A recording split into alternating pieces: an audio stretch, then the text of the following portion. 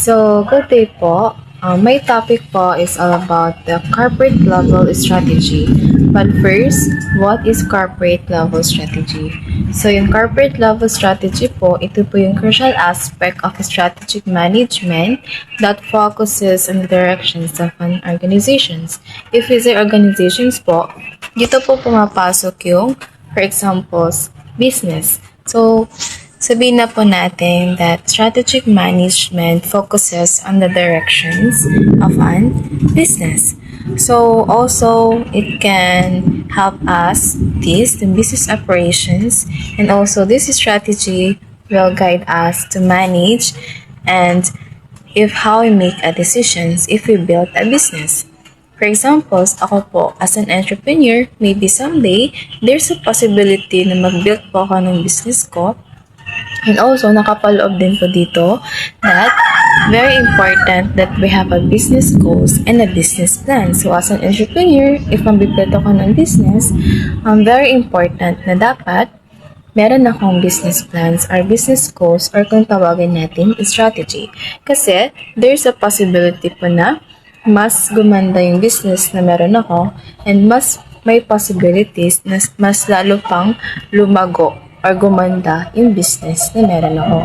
So, this strategy also, it can help us to and also give us way if how we make decisions if we build a business and how we plan if we build a business.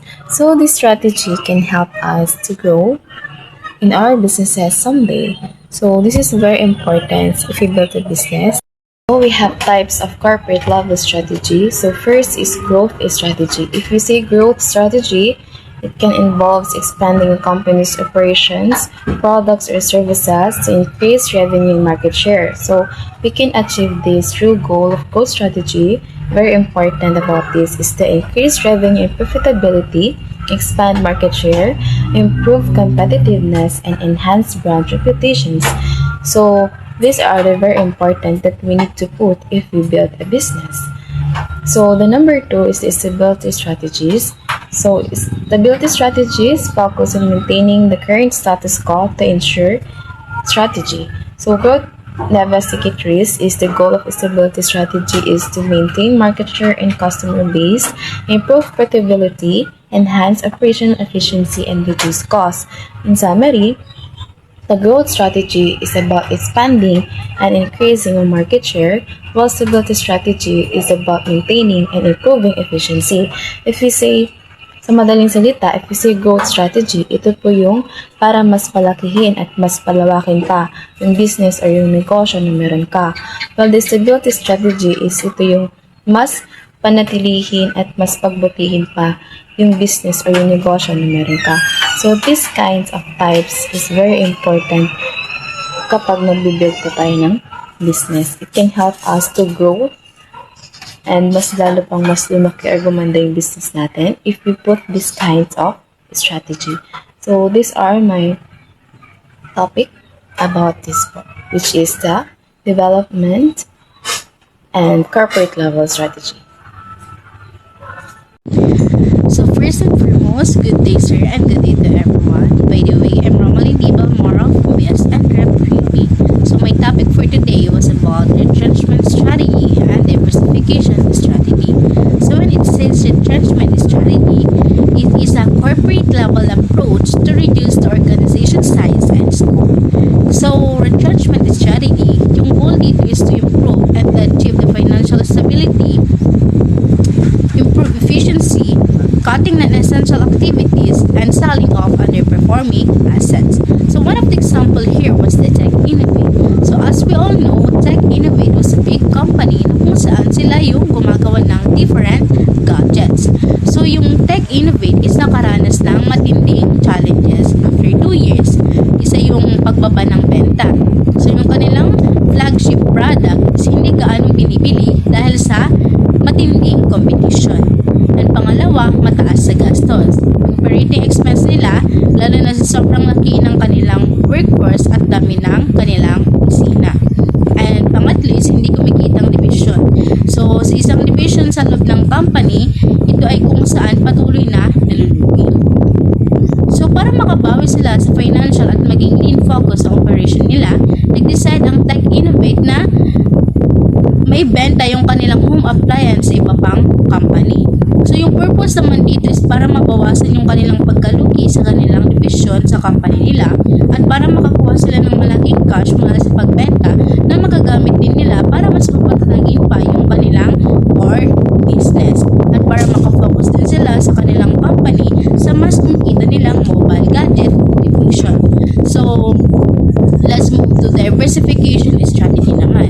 So, diversification strategy is a high-level corporate growth where a company decides to enter new markets or introduce new products or services that are significantly different from its existing business.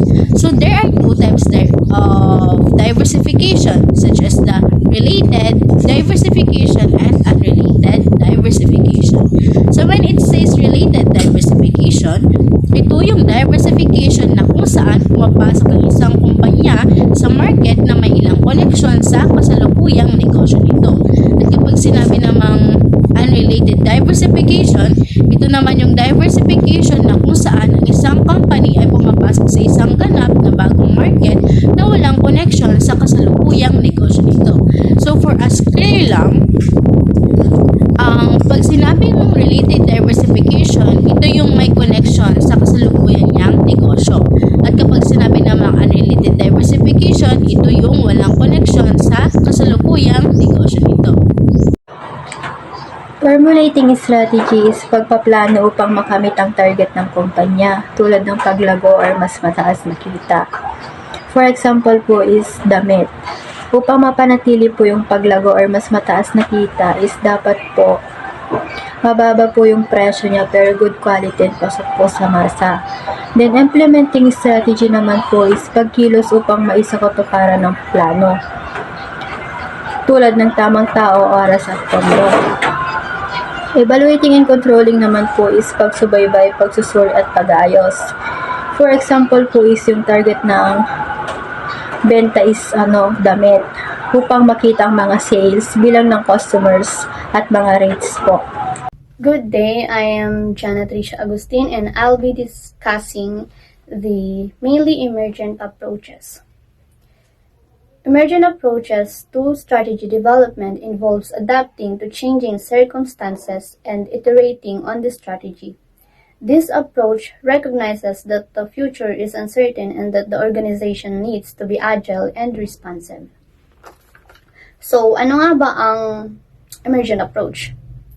Emergent approach means is that a company doesn't just follow one fixed plan. So, hindi sila nag-i-stick sa isang plano lang or sa mga nauna nilang plano. Instead, it keeps learning and adjusting its strategy as the situation change. So, since the future is uncertain or unpredictable, di naman natin alam kung anong mangyayari sa future. Kailangan ng kumpanya na maging flexible, ready to learn, and to adapt. Para in that way, mas mapadali nilang ma-handle yung mga unexpected challenges and ma-take advantage yung mga new opportunities. This also helped the organization to stay strong and competitive kahit may mga pagbabago sa environment. So, magbibigay po ako ng example dito sa mainly emergent approach. So, my example here is tech startup. So, a tech startup initially develops social networking apps but adapt emerging trends by integrating video conferencing and collaboration tools based on user feedback and market shifts. Good day to each and everyone. My name is Willie J. De La Cruz. So, I will continue our report entitled Developing Strategy. Our topic is Developing Strategy. It is a very important role in making a business because when you have a proper strategy, your business will successful eventually. And then, organizational structure, style, and people are critical component of strategy. First of all, people to people. I mean, when you have a proper strategy, the people that yung customer mo is ma-attract mo rin. And then the organization structure and culture need to be aligned with the strategy. Yun nga po, kailangan is naka-align talaga. Kasi ikaw kunwari mag-hire ka ng isang worker or trabador, kunwari, financial, ang i-hire mong worker is may knowledge about financial. Kasi para hindi na mag-adjust pa. Kaya ganun din yung sa strategy. Kailangan yung people na or strategy na gagawin mo is proper or naka-align dun sa business na papatayo mo. Sabi rin, designing the organizational structure, creating a structure that support the strategy. Yun, support to each other. Kumbaga, when parang pag magtayo ka ng strategy, kailangan it's supporting to each other, kumbaga align. Sa isang company or business, kailangan is naka-align yung mga strategy na ipapatayo mo para work together sila, kumbaga unity, pati na rin yung mga worker mo. Developing the right culture. Fostering a culture that supports the strategy. If your strategy focuses on innovation and speed to market, your desired culture might emphasize experimentation, agility, and empowerment, rather than risk aversion and hierarchy. Attracting and retaining talent. Hiring and retaining people with the right skills and mindset, attracting the right talent. Build a strong employer brand, retaining talent, and create a positive employee experience. Good day, sir. Good day, everyone. My topic is all about conclusion. So, yung conclusion, parang ganito. Para makagawa ng isang comprehensive strategy, kailangan mo i-analyze yung internal at external environment ng organization. Then, gumawa ka ng plan of action, i-implement mo at evaluate mo yung strategy. Importante rin yung organizational structure, style at people para ma-implement ng maayos yung strategy. So, basically, kapag naintindihan mo ang mga concepts na to, makakagawa ka ng isang effective strategy na magdadala sa success ng company. Thank you.